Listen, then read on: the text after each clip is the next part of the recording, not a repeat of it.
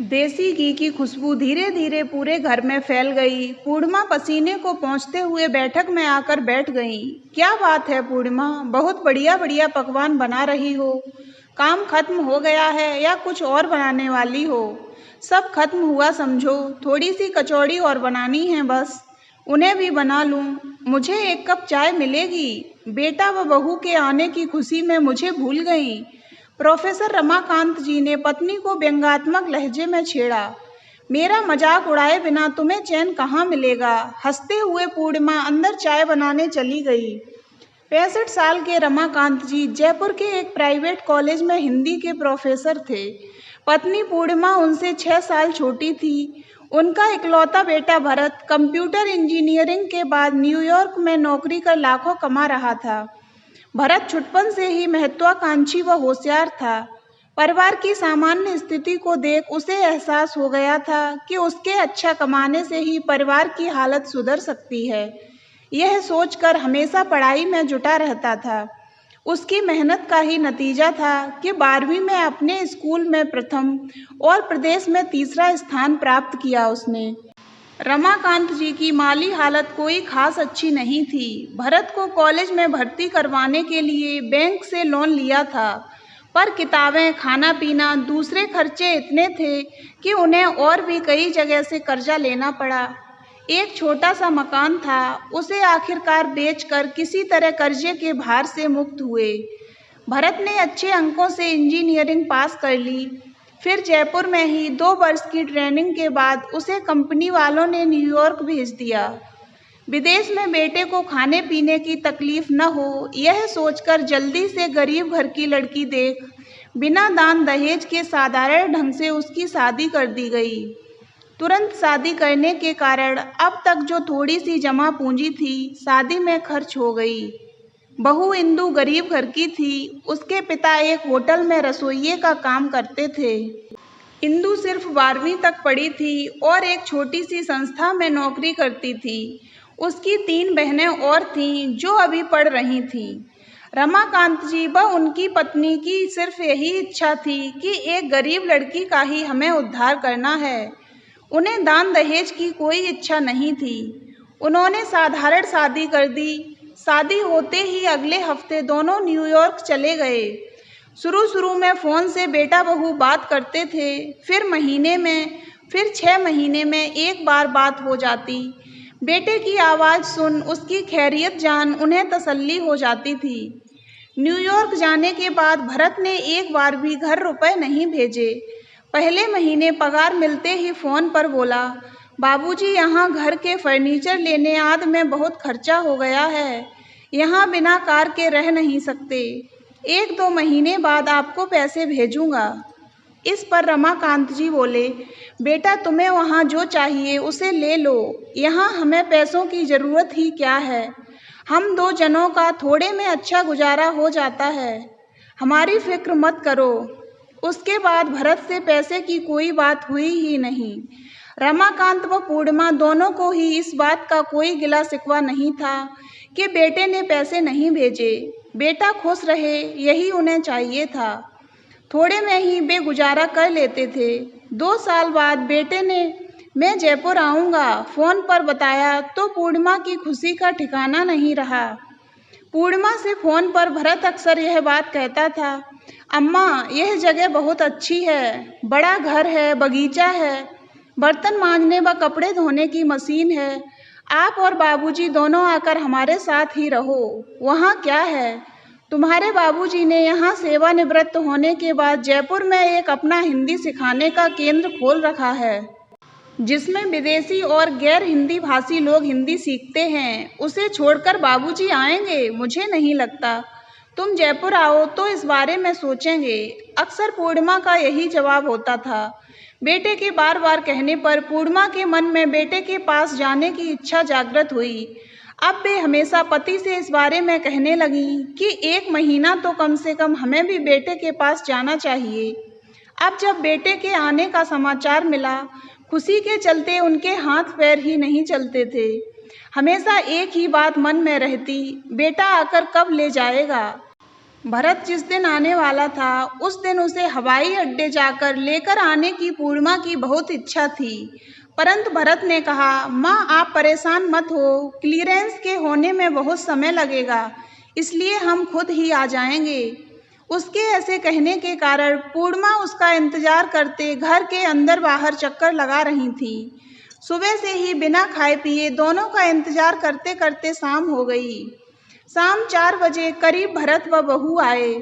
आरती कर बच्चों को अंदर ले आईं। पूर्णिमा की खुशी का ठिकाना नहीं था। बेटा बहू अब और भी गोरे सुंदर दिख रहे थे। रमाकांत जी बोले, सुबह से अम्मा बिना खाए तुम्हारा इंतजार कर रही हैं। आओ बेटा, पहले थोड़ा सा खाना खा लें। नहीं बाबूजी, हम इंदू के घर से खाना खाकर आ रहे हैं। अम्मा आप अपने हाथ से मुझे अदरक की चाय बना दो, वही बहुत है। तब दोनों का ध्यान गया कि उनके साथ में सामान वगैरह कुछ नहीं है। इंदू ने अपने हाथ में पकड़ा कपड़े का थैला सास को दिया, जिसमें कुछ चॉकलेट, एक साड़ी और ब्लाउज था। पूर्णिमा का दिल बुझ गया। बड़े चाव से बनाया गया खाना यूं ही ढका पड़ा था। चाय पीकर थोड़ी देर बाद भरत बोला, ठीक है बाबूजी, हम कल फिर आते हैं। हम इंदू के घर ही ठहरे हैं, 1 महीने की छुट्टी है। कहते हुए चलने के लिए खड़ा हुआ भरत तो इंदू शब्दों में शहद घोलते हुए बोली, माँ जी आपने हमारे लिए इतने प्यार से खाना बनाया, फिर भला कैसे न खाएं। फिलहाल भूख नहीं है, पैक करके साथ ले जाती हूँ।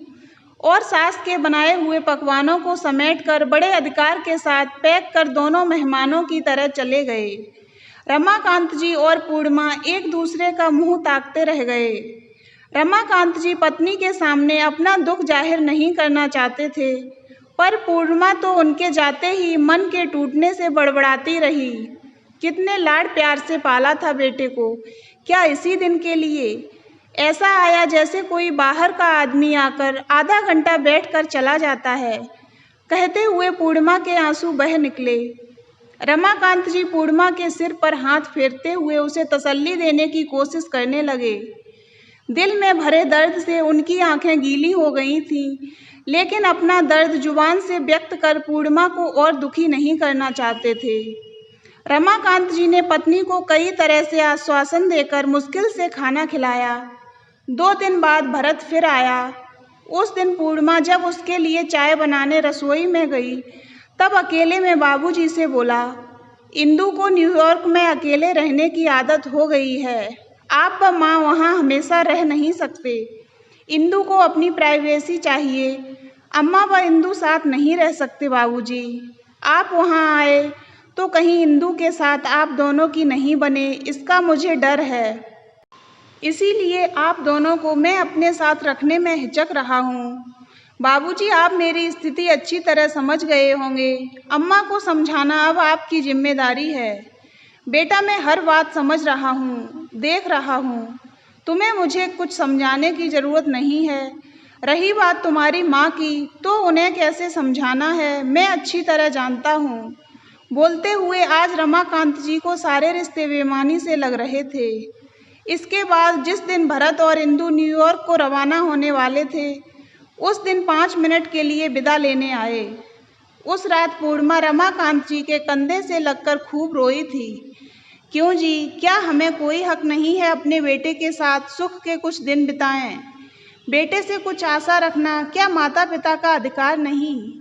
सिर्फ 1 महीना वहाँ जाकर रहूं, यही इच्छा थी, वह भी पूरी न हुई। पूर्णिमा रोते रोते बोलती जा रही थी और रमाकांत जी यही सोच अपने मन को तसल्ली दे रहे थे कि शायद उनके ही प्यार में, परवरिश में कोई कमी रह गई होगी, वरना भरत थोड़ा तो उनके बारे में सोचता, माँ के प्यार का कुछ तो प्रतिकार देता। इस बात को 2 महीने बीत चुके थे।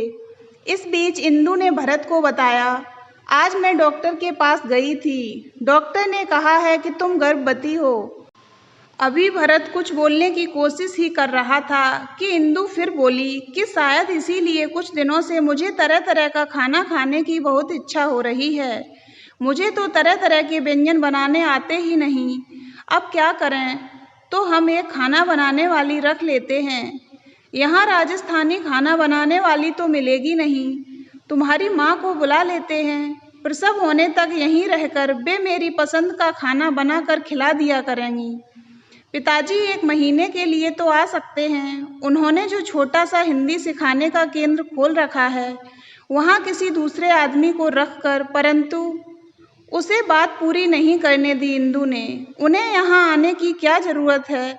आपकी माँ ही आए तो ठीक है। तुम्ही ने तो कहा था हमें प्राइवेसी चाहिए। वे यहाँ आए तो ठीक नहीं रहेगा। अब वैसे भी उनसे किस मुँह से आने के लिए कहूँगा?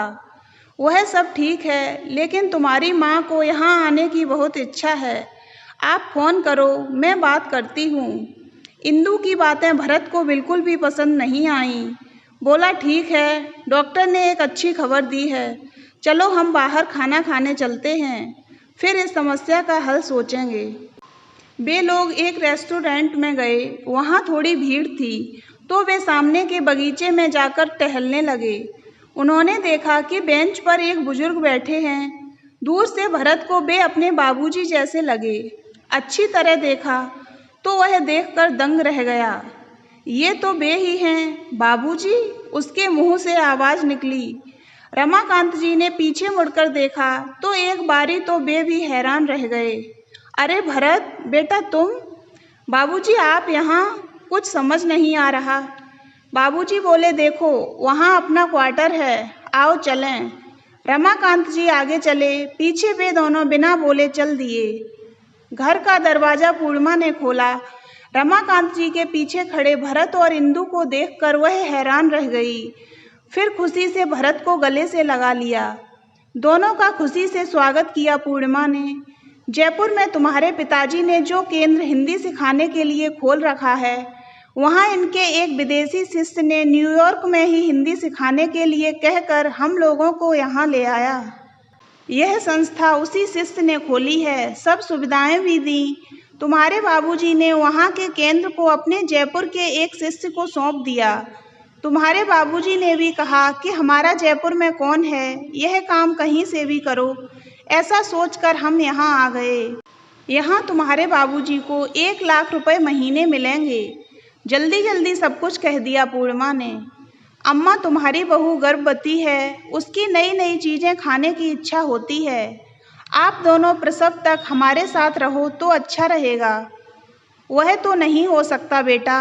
बाबूजी का यह केंद्र सुबह व शाम खुलेगा, उसके लिए यहाँ रहना ही सुविधाजनक होगा। अम्मा, बाबूजी नहीं आए तो कोई बात नहीं, आप तो आइएगा। नहीं बेटा, उनकी उम्र हो चली है, इनको देखना ही मेरा पहला कर्तव्य है। यही नहीं, मैं भी भारतीय व्यंजन बनाकर केंद्र के बच्चों को देती हूँ। इसका मुझे लाभ तो मिलता ही है, साथ में बच्चों के बीच में रहने से आत्मसंतुष्टि भी मिलती है। चाहो तो तुम दोनों यहाँ आकर रहो, तुम्हें जो चाहिए मैं बना दिया करूँगी। नहीं माँ, यहाँ का क्वार्टर छोटा है। भरत खींचने लगा। ठीक है, तो मैं रोज़ इसकी पसंद का खाना बना दिया करूँगी, तुम आकर ले जाया करना। नहीं अम्मा, मेरा ऑफिस एक तरफ, मेरा घर दूसरी तरफ, तीसरी तरफ यह केंद्र है, रोज़ नहीं आ सकते। अम्मा, बहुत मुश्किल है। भरत, तुम्हें जो सहूलियत हो वह करो। खाना तैयार है, अपने आप लेकर खा लो या ले जाओ, अपने घर जाकर खा लेना। मुझे आने में आधा घंटा लगेगा, कहकर पूर्णिमा एक दुकान की तरफ चली गई। माँ बाप के प्रेम को महसूस न कर पत्नी के स्वार्थीपन के आगे झुककर उनकी अवहेलना की। अब प्रेम के लिए तड़पने वाले भरत को आराम कुर्सी में लेटे हुए पिताजी को आंख उठाकर देखने में भी शर्म आ रही थी। इंदु भी शर्मसार सी खड़ी थी। दोनों भारी मन के साथ घर से बाहर निकलने लगे। रमाकांत जी एक बारी भरत से कुछ कहने की चाह से उठने लगे थे, लेकिन उनकी आंखों के आगे चलचित्र की तरह पुरानी सारी बातें तैरने लगीं। पैर वहीं थम गए। भरत ने पीछे मुड़कर देखा, शायद बाबूजी अपना फैसला बदलकर उससे कुछ कहेंगे, लेकिन आज उनकी आंखें कुछ और ही कह रही थीं। इस सब के लिए कसूरवार वह खुद था। भरत का गला रुंध गया। बाबूजी के पैर पकड़कर उनसे माफ़ी मांगने के भी काबिल नहीं रहा था। रमाकांत जी ने कहा, खून के रिश्ते से दुखी हुए हम तो क्या हुआ, हालात ने नए रिश्ते बना दिए। अब इस रिश्ते को हम नहीं छोड़ सकते। पर तुम जब चाहो तब आ सकते हो। हमसे जो बन पड़ेगा तुम्हारे लिए ज़रूर करेंगे। तो दोस्तों, अगर आपको ये कहानी अच्छी लगी हो तो वीडियो को लाइक करें और ऐसी ही अन्य कहानियाँ सुनने के लिए हमारे चैनल को सब्सक्राइब अवश्य करें।